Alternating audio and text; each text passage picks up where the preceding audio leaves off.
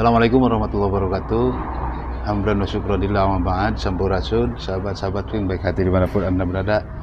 Semoga kabar kita semuanya dalam kesempatan ini selalu dalam lindungan Allah Subhanahu wa Ta'ala, serta mudah-mudahan kita semuanya selalu diberikan kemudahan dalam segala urusan dunia maupun akhirat. Alhamdulillah sahabatku semuanya yang baik hati dimanapun Anda berada, dalam kesempatan ini sangatlah luar biasa, suatu kebanggaan buat saya ya, karena di kesempatan ini saya dipertemukan oleh Allah di sebuah masjid dengan seorang keturunan terah daripada kerajaan Sukapura Ngadaun Ngora, Arya Panji Jaya Negara. Waduh, assalamualaikum. Waalaikumsalam. Sehat ya? Wah, luar biasa. Sahabat-sahabatku, sekarang kita ngobrol-ngobrol ya dengan beliau terkait masalah budaya yang ada di Indonesia. Konon katanya negara yang besar adalah negara yang kaya akan budaya, serta negara yang selalu menghargai dan menghormati serta melestarikan budaya. Beliau berasal dari Tasikmalaya. Mari kita sapa beliau. Bagaimana Kang Raden ini terkait masalah budaya yang ada di Nusantara? Bagaimana menurut Kang Raden? Satu, kita sudah punya gubernur baru ya, Alhamdulillah. yaitu Kang Deddy Mulyadi. Ternyata background beliau itu sudah pasti orang budaya ya, kayak gitu ya. Nah, dengan kemenangan beliau ini, harapan apa yang ada dalam benak pikiran Kang Raden ini? Silahkan berbagi dan perkenalkan kepada sahabat Pahat Channel yang ada di rumah. Silahkan. Assalamualaikum warahmatullahi wabarakatuh. Waalaikumsalam. Alhamdulillah, simkuring ayeuna tiasa pendak sareng tim Pahat Channel di Masjid Al Muhajirin. Muhajirin ya. Ku kondisi ayeuna urang mudah-mudahan gitu, gaduh harapan anu ageng pamugi gubernur terpilih Bapak Haji Deddy Mulyadi tiasa nyandak warga Jawa Barat karena kamakmuran, karena nyuhun tangtos, karena kondisi kamakmuran, gemah ripah loh jenawi sakumaha harapan masyarakat Jawa Barat, wabil khusus masyarakat Sunda pada umumna. Salajengna dina unsur-unsur budaya tangtos anjeunna sakumaha katingali ku urang sadayana. Tadi sempat sangat-sangat memperhatikan gitu kan, sangat memperhatikan. Pamugi identitas kasundaan urang, identitas Sunda urang anu salami ieu katingalina gitu nya, umumna gitu. Wargi-wargi urang teh nurun rasa kareueusna mah itu. Pami ngangken atanapi ekspresikeun budaya Sunda. Padahal ieu teh mangrupi identitas gitu kan, mangrupi jati diri Sunda gitu kan. Sakumaha sepuh-sepuh karukun urang sadayana gitu, istilah nama anu ngawariskeun ka urang ayeuna generasi muda di abad-abad milenial ya, gitu. Gitulah bagi Witan kan gitu kan. Bagaimana itu Sunda Wiwitan itu menurut kacamata daripada Kang Raden? Nggak, masalahnya banyak sekali yang menyampaikan narasi bahwa Sunda Wiwitan itu negatif dan lain sebagainya. Apakah itu mereka belum paham atau bagaimana itu? Ya itu, karena tadi ilmu ini atau sejarah ini kan sampai dengan cara yang berbeda-beda. Dan diinterpretasikan juga oleh periwayat yang berbeda-beda, sehingga wajar jika di masyarakat kita itu mempunyai perspektif yang berbeda-beda. Nah, di antara banyaknya perbedaan itu ya termasuk saya sendiri gitu kan, sedangkan gitu. Nah, mungkin saya punya perspektif yang berbeda dengan yang lain. Nah, kalau berdasarkan sejarah kita juga kan mempunyai beberapa literasi yang membahas tentang itu. Saya sendiri mencoba untuk menggali gitu ya, untuk menggali tentang sejarah Sunda Wiwitan ini dari jurnal-jurnal ilmiah yang mungkin sudah berindeks ya gitu ya, di jurnal-jurnal bereputasi. Nah, salah satunya adalah bagaimana Sunda Wiwitan ini terbagi menjadi 3 fase. Yang pertama fase Wiwitan itu sendiri, Sunda Ngawitan, Sunda Mimiti. Yang kedua fase Sunda Wiwitan dalam pengaruh Hindu. Yang ketiga adalah Sunda Wiwitan dalam pengaruh Islam sampai saat ini. Jadi saya mencoba membagi menjadi 3 fase, sehingga nanti dari 3 fase ini kita akan bisa melihat gitu ya, gitu kan istilahnya garis merah perkembangannya seperti apa. Nah, sebagai alat ukurnya saya mencoba mengukur perjalanan sejarah ini melalui kosmologi. Kosmologi menjadi suatu kepercayaan mendasar yang digali dari sesepuh-sesepuh atau lingkungan kesundaan yang hingga saat ini masih mempertahankan gitu kan nilai-nilai tersebut, salah satunya di Kanekes gitu kan. Ya. Jadi Sunda Wiwitan ini punya kosmologi Tritangtu punya kosmologi Tritangtu. Kemudian Sunda Wiwitan ini mempunyai kosmologi ketuhanan monoteisme. Jadi mempercayai pada Sang Hyang Tunggal. Ya, gitu. Nah, oleh karena itu dalam perjalanannya ya, ketika masuk pengaruh Hindu gitu, Sunda Wiwitan ini ada yang menolak. Artinya dia mempertahankan tradisi leluhurnya gitu ya. Dan mungkin inilah yang terjadi di Kanekes itu. Jadi dalam fase awal ketika Sunda Wiwitan ini dengan kosmologi dasarnya masuk pengaruh Hindu, ya wajar saya kira di dalam suatu lingkup masyarakat ada yang menerima dan ada yang tidak menerima. Wajar gitu kan. Dan ketika mereka tidak menerima, salah satunya saya menganalisis mungkin karena tadi. Jadi perspektif tentang kosmologi ketuhanannya berbeda. Karena tadi Sunda Wiwitan ini meskipun gitu istilahnya kan dibahasakan dengan bahasa mereka gitu ya pada waktu itu, bahasa sepuh-sepuh karuhun kita pada waktu itu. Namun secara kosmologi jelas mereka adalah orang-orang yang menganut monoteisme, mempercayai pada satu Tuhan. Meskipun bahasa ini adalah mungkin kalau didengar oleh kita hari ini yang Sunda Wiwitan itu sudah dipengaruhi oleh agama Islam, belum tentu juga istilahnya bisa dikatakan bertauhid gitu kan. Tapi yang jelas mereka adalah orang-orang yang mempercayai satu Tuhan dan dibahasakan oleh Sang Hyang Tunggal. Kemudian yang kedua dari sisi kemasyarakatan. Jadi masyarakat Sunda ini terbiasa menjadi kaum yang ramah, kaum yang egaliter.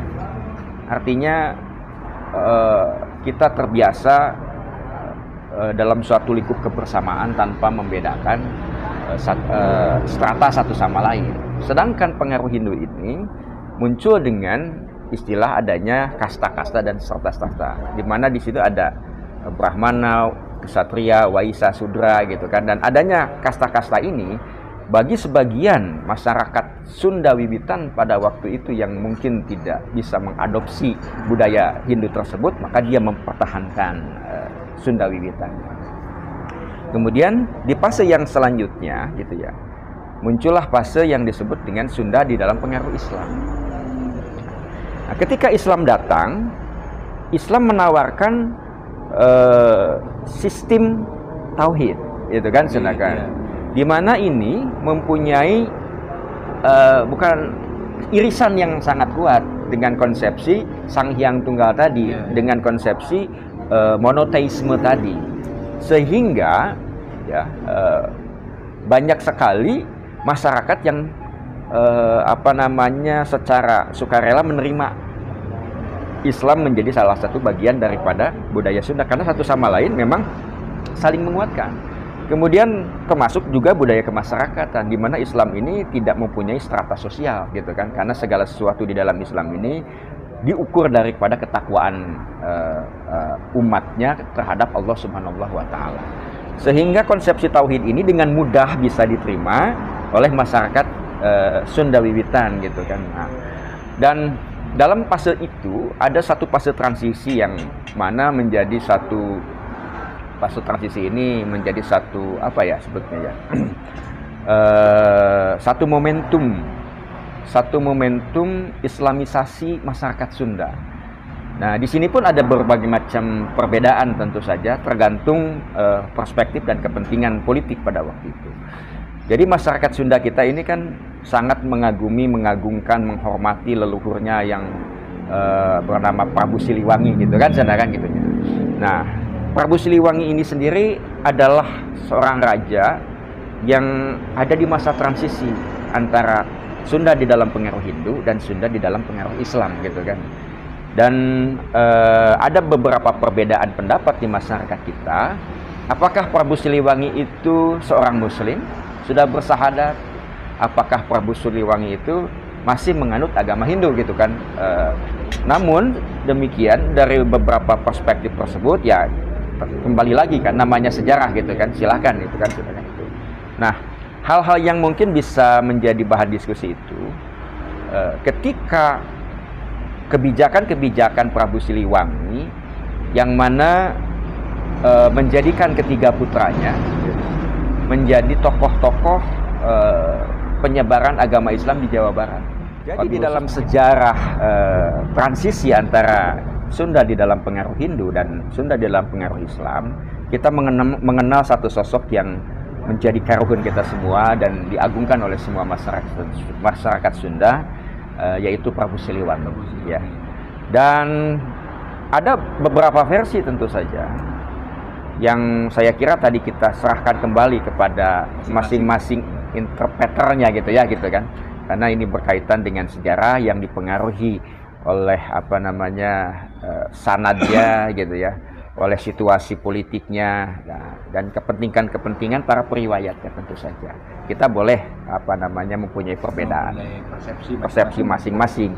Namun saya menggarisbawahi bahwa Prabu Siliwangi itu ketika menikah dengan Nyi Subang Larang, yang mana dia adalah salah satu murid dari Syekh Kuro gitu ya gitu di Karawang, tentu saja ini semakin memperkuat satu hipotesa bahwasanya Prabu Siliwangi itu ketika menikah memang sudah menjadi seorang Muslim gitu. Karena bagaimanapun ya Syekh Kuro ini sendiri adalah seorang ulama besar pada waktu itu ya gitu kan di Tatar Sunda, yang saya kira tidak mungkin beliau akan mengizinkan muridnya, dan ada pula yang menguatkan bahwa itu adalah anak angkatnya gitu kan atau putrinya gitu kan, untuk menikah dengan seseorang yang bukan seorang Muslim gitu kan.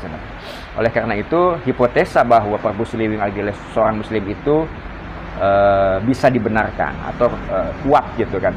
Nah, ditambah lagi dengan putra-putrinya gitu, yang mana yang mungkin selama ini kita kenal gitu, Pangeran Cakrabuana, kemudian Nyi Rara Santang dan Kian Santang gitu kan. Mereka bertiga ini menjadi tokoh-tokoh utama di dalam gerakan-gerakan Islamisasi Tatar Sunda tentu saja.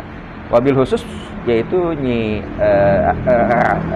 Rara Santang tadi ya, yang menikah dengan salah satu pemuka dari Mesir, pemuka agama dari Mesir, dan melahirkan seorang wali yang kita kenal sampai saat ini adalah Sunan Gunung Jati. Tentu saja ini menjadi satu rujukan, menjadi suatu sebetulnya dia menjadi satu rujukan lah ya bagi semua masyarakat Sunda tentang perjuangan-perjuangan yang memang menjadi satu misi dari Prabu Siliwangi itu sendiri, misi yang mulia, yaitu bagaimana menyebarkan nilai-nilai keislaman di masyarakat Tatar Sunda. Karena tadi ada banyak kecocokan tadi gitu kan, ada banyak kecocokan tadi, baik dari khususnya dari sisi kosmologi. Sehingga dengan demikian kita bisa menyimpulkan bahwa bagi siapapun masyarakat Sunda yang mengaku jati diri Sunda, yang jati dirinya ini adalah mengagungkan Prabu Siliwangi, menghormati karunia Prabu Siliwangi, tentu saja tidak semata-mata hanya sekedar bahasa lidah saja, tetapi dia harus mampu menjiwai, mendalami mission statement. Jadi ada satu misi yang diemban, yang saya yakin secara turun-temurun Prabu Siliwangi menginginkan kita sebagai penerusnya meneruskan misi tersebut. Apa itu? Yaitu misi dakwah. Misi dakwah keislaman kepada seluruh masyarakat Sunda. Jadi tidak ada sekarang misalkan orang yang ngaku-ngaku pengikut, pengagung gitu ya, Prabu Siliwangi, namun tidak mengikuti misi daripada Prabu Siliwangi itu sendiri, yaitu tadi misi mengemban misi dakwah gitu. Yang sebagaimana dia pun mengkondisikan lah gitu ya, melakukan satu kebijakan gitu ya di dalam istana pada waktu itu terhadap anak-anaknya, untuk mereka semua dalam perjalanannya menjadi tokoh-tokoh utama di dalam penyebaran agama Islam di Tatar Sunda. Nah, kira-kira memang itulah hikmah yang mungkin harus kita pahami gitu ya, harus kita teladani. Jadi bahasa nama merenan nya entong ngaku wungkul, tong ngaku wungkul, tong reus wungkul, jadi anak keturunan Prabu Siliwangi. Gitu. Tapi beh dituna aya amanah, aya tanggung jawab anu kacida gedena. Lamun urang ngaku ngagungkeun, ngaku karuhun ka Prabu Siliwangi. Nyaeta misi dakwah anu salami ieu memang diinginkan oleh Prabu Siliwangi, sehingga sampai saat ini kita mengenal Islam teh Sunda, Sunda teh Islam. Itulah panginten. Siap. Cekap bener. Baik sahabat semuanya, terima kasih Kang Raden, luar biasa. Ini betul-betul sebuah inovasi buat kita, sebuah ilmiah buat kita ya. Bisa saya garis bawahi apa yang disampaikan beliau ini, kita harus betul-betul, kalau istilah bahasa Sundanya itu nyekel deleng aturan-aturan orang tua kita dulu ya, seperti itu. Karena walau bagaimanapun kita adalah Nusantara, sudah jadi kewajiban kita bersama bahwa kita ini harus betul-betul memelihara sejarah. Jangan sampai kita memberikan ruang, memberikan kesempatan kepada siapapun untuk memalsukan sejarah gitu ya. Nah, terakhir Kang Raden, ini saya mau bertanya sama Kang Raden ini begini. Kita kan punya gubernur baru, yaitu Kang Deddy Mulyadi. Nah, apa harapan panjenengan atau Kang Raden terkait dengan gubernur yang baru kita ini? Karena background beliau ini kan background seorang budayawan gitu kan. Bahkan banyak sekali orang yang bahwa Kang Deddy ini adalah salah satu agamanya itu agama Sunda Wiwitan dan lain sebagainya. Padahal tadi sudah kita dengar bersama bahwa Sunda Wiwitan itu ya sejarahnya seperti begitu kan gitu. Maka apa harapan beliau gitu kan terhadap gubernur baru kita untuk sektor budaya di Jawa Barat khususnya, umumnya di Nusantara. Silahkan Kang Raden untuk pesan kepada gubernur baru Jawa Barat. Silakan Kang. Alhamdulillah, Kang Deddy menjadi pilihan ya masyarakat Jawa Barat, wabil khusus masyarakat Sunda. Oleh karena itu saya punya harapan sebagai seseorang yang tentu saja menjadi kepala putra Prabu Siliwangi, pengagum Prabu Siliwangi, dan orang-orang yang menjunjung tinggi keagungan Prabu Siliwangi. Saya punya harapan dan saya berharap beliau akan memperjuangkan dan meneruskan perjuangan yang memang menjadi statementnya Prabu Siliwangi yaitu perjuangan dakwah Islam di Tatar Sunda. Kemudian yang kedua berkaitan dengan tugas kepemimpinan. Sebetulnya secara sederhana hanya ada dua, yaitu menjaga rakyatnya dari rasa lapar dan menjaga rakyatnya dari rasa takut. Rasa takut ini banyak sekali, namun takut pasti padanannya dengan menjaga. Kalau menjaga rakyatnya itu berarti konsepsi yang ada adalah konsepsinya maqasid syariah. Bagaimana kita menjaga akal kita, menjaga jiwa kita, menjaga harta kita, menjaga agama kita, dan menjaga keturunan. Terima kasih, itu saja yang mungkin bisa saya sampaikan. Assalamualaikum warahmatullahi wabarakatuh. Terima kasih, alhamdulillah sahabat semuanya, itulah pendidikan ilmu buat kita semuanya. Ternyata beliau betul-betul paham ya, betul-betul paham dari mulai sejarah Prabu Siliwangi, amanatnya Prabu Siliwangi, perjuangannya Prabu Siliwangi. Beliau sangat luar biasa sekali. Terima kasih banyak, terima kasih banyak, terima kasih banyak. Nah, sampai di sini dulu sahabat semuanya, semoga bermanfaat. Mohon maaf atas segala kekurangan. Selalu benahi sholat kita, selalu perbanyak sedekah, dan selalu budayakan sholawat agar hidup kita semakin berkah dunia dan akhirat. Terima kasih. Assalamualaikum warahmatullahi wabarakatuh. Salam Pancasila, Sampurasun.